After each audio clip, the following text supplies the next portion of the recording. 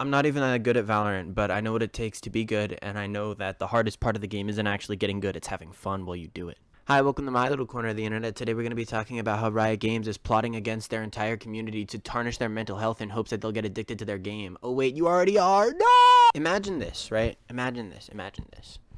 You play a game of Valorant, and it doesn't go very well. As you're like, oh, it's finally over. There's a little button at the bottom of your screen right after that 40 to 50 minute match that you just played that was absolutely horrible, where you went like 6-14. There's a big red button at the bottom. It says play again. Surely you don't press that, right? Okay, maybe you do press the button, and then your next game, it actually goes fantastic, and you drop like 25, 30 kills, maybe even more. Maybe it goes overtime, and you carry your entire team on a roll that doesn't even carry that much, and you feel absolutely fantastic about yourself. You're like, holy shit, I'm gonna get out of silver. I'm gonna get out of plat. This is it. I'm so up. And then there's that play again button. So surely it's good for you to press it, right? Look. When a person does very well at a thing and then they go to do it again, very often what they try to do is they try to recreate the success of the first instance. Or if it goes very badly, they go out of their way to not recreate the first instance. No matter what's happening is that you're moving the goalpost. You did not queue so that you could get a good team. You did not queue so that you would not throw. You didn't even queue to drop 30. You queued to have fun. Maybe your way of having fun is improving. That's cool too. Maybe your way of having fun is trying to rank up. That's cool too. But that's not what you're trying to do anymore. When you click play again, you're not looking to have fun anymore. All you're looking to do is either drop another 30 or not drop another 6-14. The goal isn't even the same. Yet here's that play again button telling you, hey man, go ahead, go for it, do it. It's going to be so fun. So here's the thing, right? No matter what, if you have an emotional experience in this game, you should not be pressing that play again button. So when should you press it? I think you can press it when you're like chilling. When you drop 30, you might be like, wait. This is my flow state. I'm so flow right now. Gabi, I'm so flow right. I can feel it. I'm in my flow. That's not what flow feels like. You know that. Flow does not feel like Flow feels like not even caring about how you're doing. In fact, that's like a major part of flow. A major aspect of flow is that you're not even comparing yourself to anything else. You're barely even comparing yourself to your own gameplay. You're thinking about nothing really, but you're also somehow paying attention to your arm movements. You're paying attention to your movement. You're paying attention to your utility. You're paying attention to your team.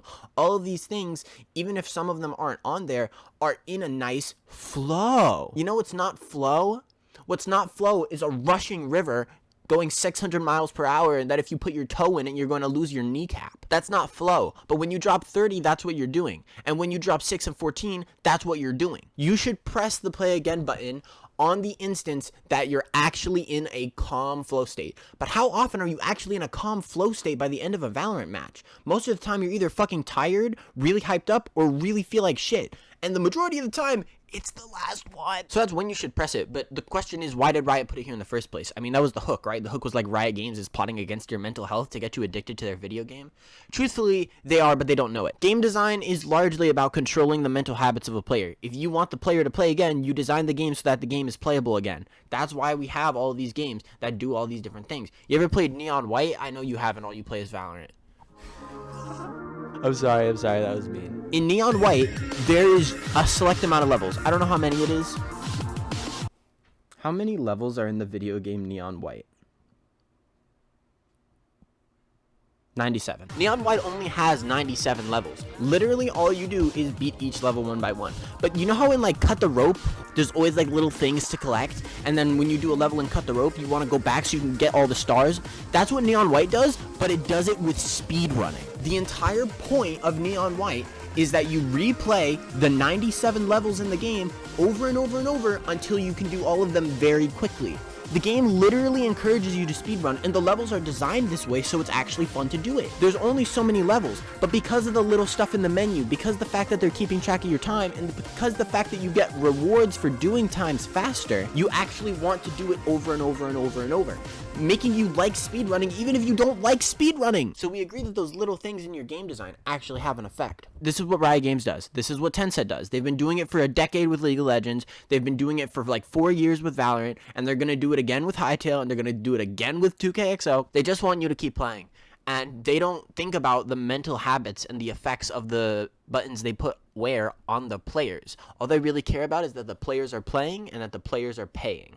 Ooh, is that too wordy? Do you understand what I mean? All they want to do is make you keep playing the game. That's not a crime, but it comes at a consequence of sometimes your own mental health. That's fucking crazy. By putting that play again button there, they get to prey on your ability to avoid your feelings because you already queued to feel better about something, and now you feel shit about the game, but there's a play again button so you can just queue again and avoid that feeling.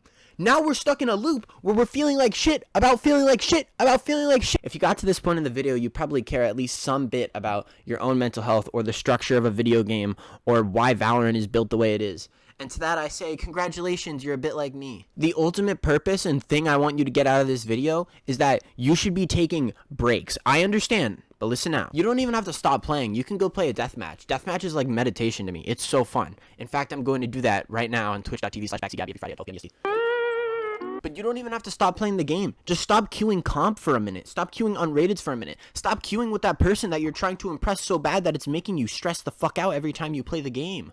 For 1 second. Shit, if you're lucky, you queued with somebody that you can actually talk to this about and be like, damn, that last match made me feel like this. That match, but dude, that's what we're here for. That's the benefit of all of this, is that we're all stuck here, but we're all stuck here together. That's like the point. And that's not a Valorant thing. That's like an internet thing. That's like a world thing. I'm going off track.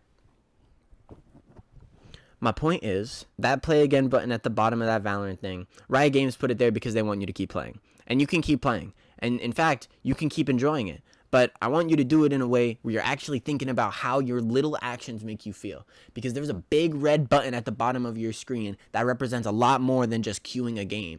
It represents queuing another and another and another. And I don't want that life for you if that's not what's actually making you happy. So you tell me whether or not that's actually making you happy.